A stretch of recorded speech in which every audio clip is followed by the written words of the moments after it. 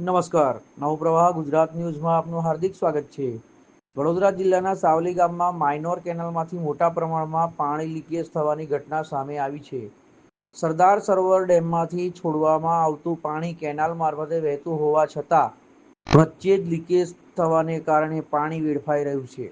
મળતી માહિતી મુજબ સાવલીના ગામ નજીક કેનાલ તૂટી જતા અથવા નુકસાન પામતા પાણી રસ્તાઓ અને ખેતરોમાં વહી રહ્યું છે, જેના કારણે આસપાસના વિસ્તારોમાં પાણી ભરાવાની સમસ્યાઓ ઊભી થઈ છે અને ગ્રામજનોને મુશ્કેલીનો સામનો કરવો પડી રહ્યો છે.